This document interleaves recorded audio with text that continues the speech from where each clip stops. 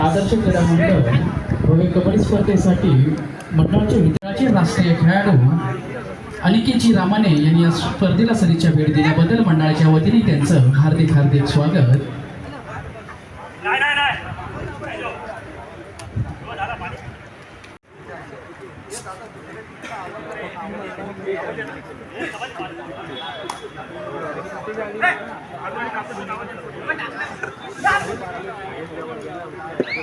अरुण क्रीडा मंडळ, जय कापरेश्वर क्रीडा मंडळ, संजय सदावर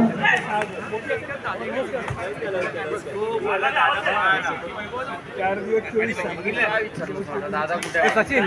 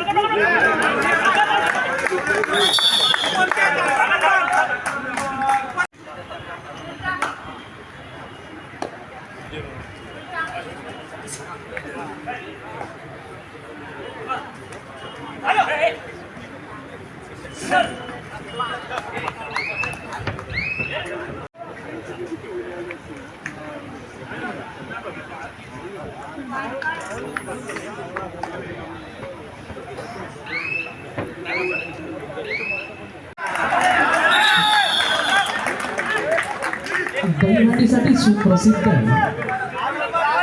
ज्यांनी 2000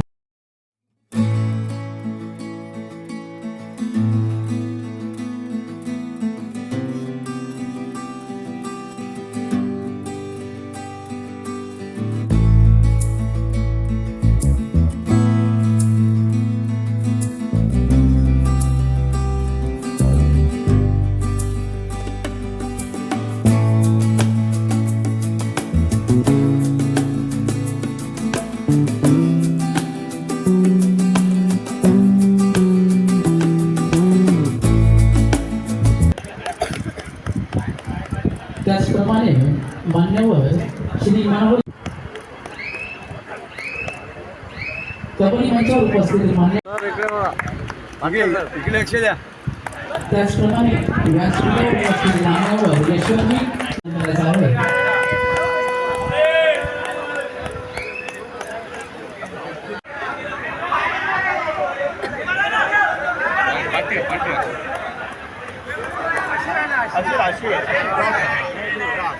दोघांना यायचे एकाला एकाला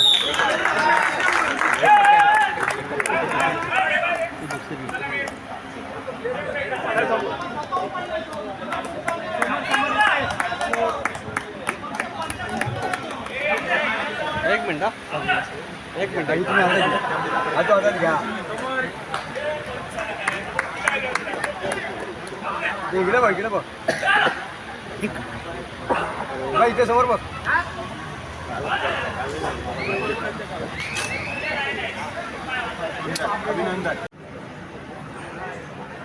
आदर्श क्रीडा मंडळाच्या माध्यमातून या ठिकाणी भव्य कबड्डी स्पर्धांचं आयोजन करण्यात आलं आहे. आपण एक नगरसेवक म्हणून या ठिकाणी खेळाडूंना पाठबळ देण्यासाठी उपस्थित झाला. एकूणच काय भावना? आदर्श क्रीडा मंडळ गेले अनेक वर्ष सातत्यानं कबड्डी महोत्सव मोठ्या थाटामाटात या पटांगणात गेले अनेक वर्ष या ठिकाणी भरवते.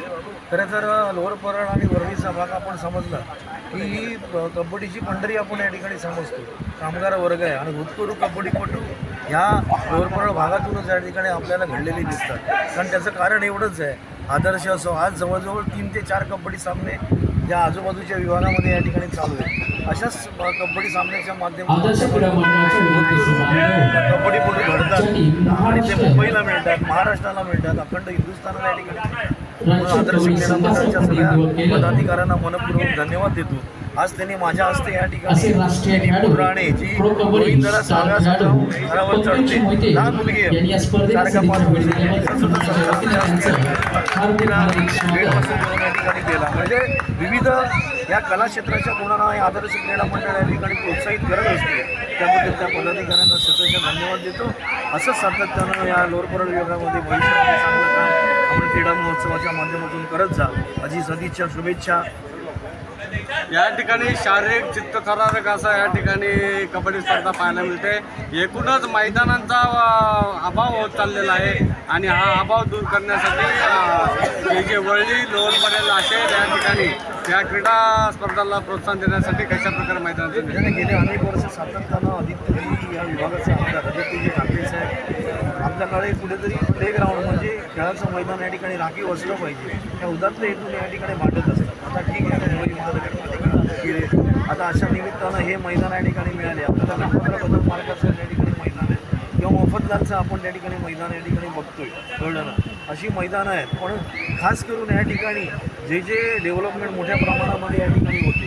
आज मिलची डेव्हलपमेंट झाली, मिलच्या डेव्हलपमेंटमध्ये सगळे आरजीचे प्लॉट आपल्याला मिळतात.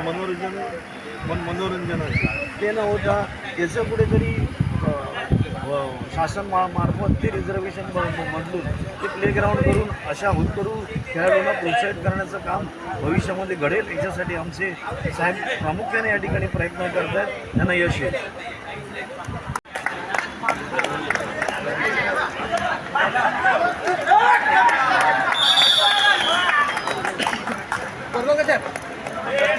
स्वागत आणि सन्मान झाला.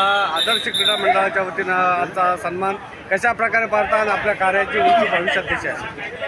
सर्वप्रथम तर आदर्श क्रीडा मंडळाला मी खूप खूप धन्यवाद.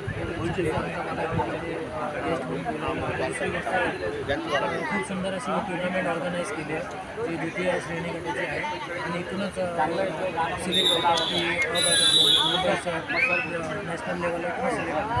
तर इन फ्युचर मला असं वाटतं की जे प्लेयर खेळतात त्यांना पुढे जाऊन खूप सुविधा आणि खूप एक ट्रॅक मिळेल जेणेकरून त्यांचं भवितव्य खूप चांगलं आहे. अशा प्रकारे आदर्श क्रीडा मंडळाने टुर्नामेंट ऑर्गनाईज खूप चांगल्या प्रकारे केले. त्याच्या पुढे आपण एक युवा आहात, आपण एक काही कलागुण आत्मसात केलेले आहेत. इतरही युवकांना आपण काय प्रेरणा द्याल? युवकांना एवढंच बोलेल की फोकस राहावा, हर रोज मेहनत करत राहावा आणि जे आपल्या स्वप्न बघितले आपण त्यासाठी दररोज मेहनत करणं खूप गरजेचं आहे आणि कन्सिस्टन्स खूप राहणं गरजेचं आहे. जे अरुण क्रीडा मंडळ लोकपाल विरुद्ध जय कपडेश्वर क्रीडा मंडळ नांदगाव आपल्याला खेळण्याच्या दृष्टीने तिसरा फटका. चालू सामना संपल्यानंतर पुरस्कार विजय पंकज मोठे यांचा सन्मान करत आहे राष्ट्रीय कोकण नगर दहीहंडी पथकाच्या माध्यमातून आपण एक 10वा स्तर रचत या ठिकाणी विक्रम केलेला आहे. आपल्या आज आदर्श क्रीडा मंडळाच्या वतीनं कबड्डी स्पर्धेच्या या आयोजनाच्या प्रसंगी आपला या ठिकाणी सन्मान झाला. कशा प्रकारचा आपला हा चित्तथरार होता आणि आपण इतर मुलांना कशा प्रकारची प्रेरणा या ठिकाणी व्यक्त करतो?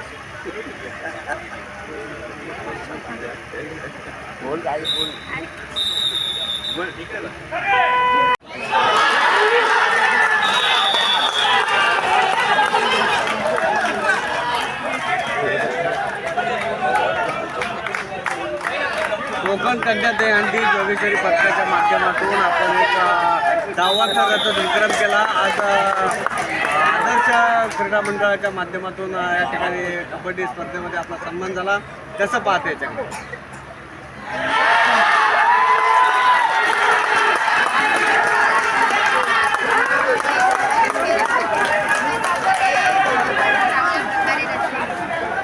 या ठिकाणी आपल्याला कसं पाठबळ मिळालं आणि 10व्या थरापर्यंत तू कशी पोहोचली?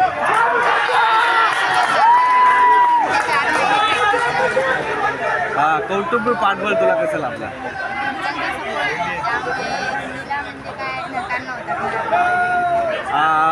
क्रीडाला म्हणजे दहीहंडीला आपण 10व्या थरापर्यंत जाताना प्रॅक्टिस ही केली आणि शालेय शिक्षणाची कशी दोन्हीची जोड आपण कशी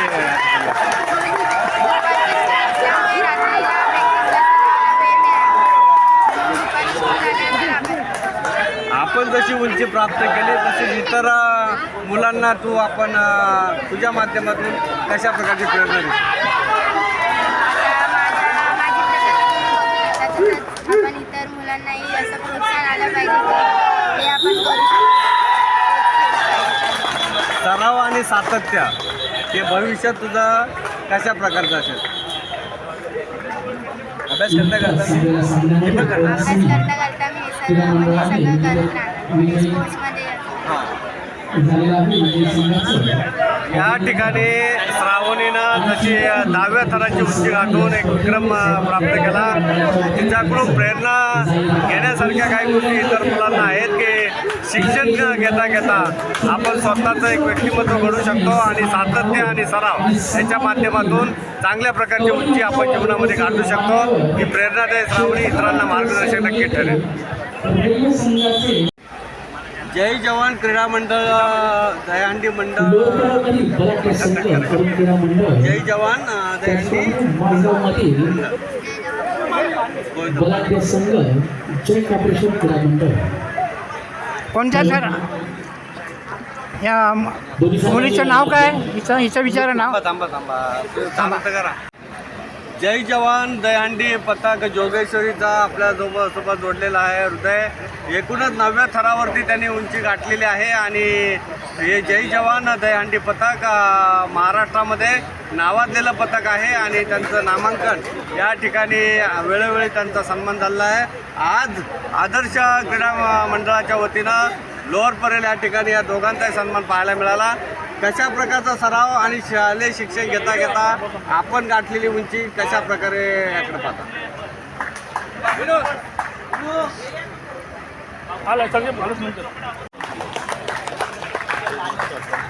हृदय, कशा प्रकारचा आपला सराव होता आणि शिक्षण घेता घेता तू गाठलेली 9व्या थराची उंची, काय अनुभव आणि काय जनतेला आपला थरा सांगते? कोकणचा राजा गोविंदा पथक मला प्रॅक्टिसला पाठवायचे. आणि गोविंदा पथकात आपण गेल्यानंतर कशा प्रकारचा सराव तिथल्या गोविंदा पथकाची कशा प्रकारची तुला सांगतात? हार्दिक हार्दिक स्वागत.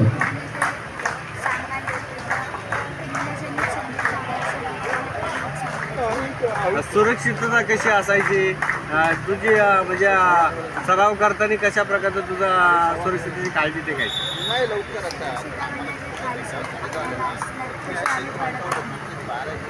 तुझा आता आत्मविश्वास बळावलेला आहे. तू जशी उंची गाठली, इतर मुलांना काय सांगशील? कशा प्रकारचं सातत्य असल्यावरती कशा प्रकारची उंची गाठता येते, काय त्यांना प्रेरणा देशील? सराव करत राहायचा.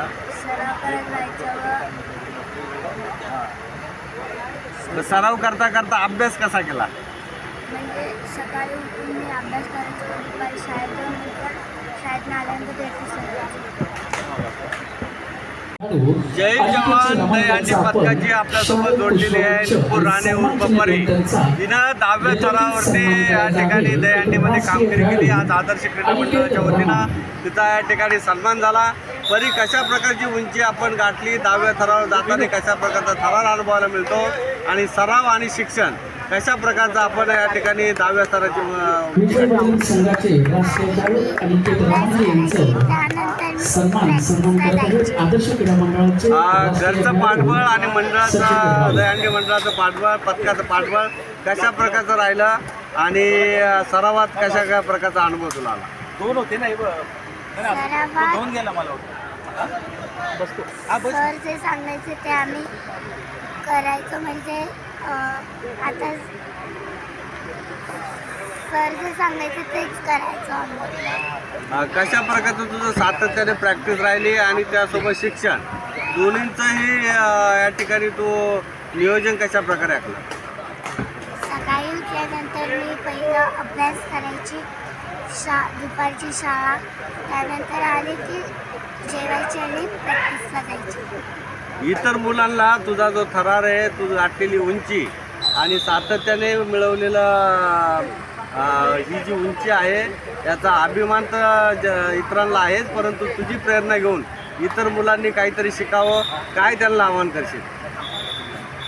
सराव रोज करा आणि मेहनतीशिवाय काही नाही. या मुलीने खूप छान संदेश दिलेला आहे. धन्यवाद. बेबी इकडे बघ समोर. त्यांचं होतं इकडे बघ, इकडे बघ. हां, आता इकडे बघ. इकडे बघ समोर.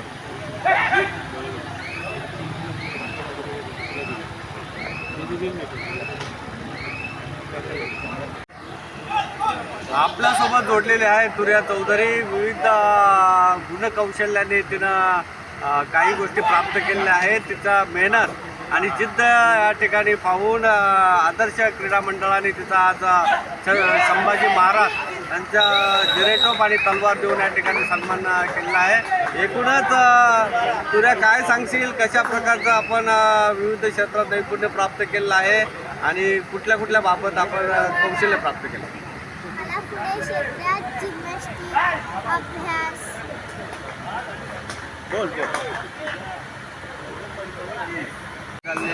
काय काय कशा कशा तू कौशल्य प्राप्त केलं? जिम्नॅस्टिक, गोविंदा पथका तू किती थरावरती असते आणि तुला पाठबळ कशा प्रकारचं लाभतं? मी 9व्या थरावर असते आणि आई वडिलांचं पाठबळ लावलं. वैभव भालचंद्र चौधरी आणि आईचं नाव विनीता वैभव चौधरी. घरच्याच्या पाठबळासोबत मंडळातील पथकाचं कशा प्रकारे तुला या ठिकाणी 9व्या थरावरचा प्रॅक्टिस करताना कशा प्रकारचं पाठबळ लागतं?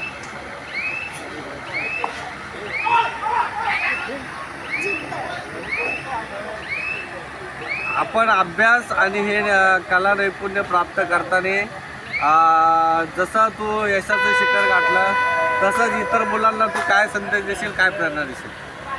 इतर मुलांना माझ्यासारखं पुढे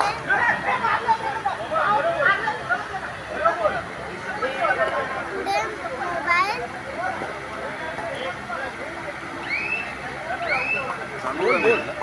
घाबरू नको.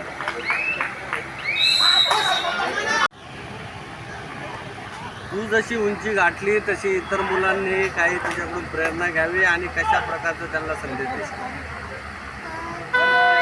सराच्या गोविंदा पथकात मी जेव्हा पहिल्यांदा थरावर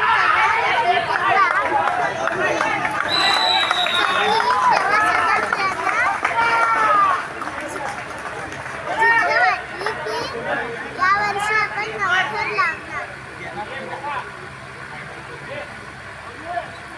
जेव्हा तू 9व्या थरावर चढली तेव्हा तुझा सराव कामी आला, पण इतर गोष्टी तू जसं कौशल्य प्राप्त केलं तसं इतर मुलांनी कौशल्य प्राप्त करण्यासाठी तू काय संदेश देशील?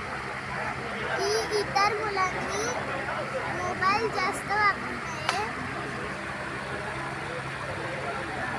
प्रत्येक मुलाला वेगवेगळ्या आवड असते, तर त्या अनुषंगाने त्यांना म्हणजे अभ्यास आणि ती आवड जोपासण्यासाठी काय सांगते? तुम्हाला जे क्षेत्रात जायचं आहे त्या क्षेत्रात पुढे सराव करावा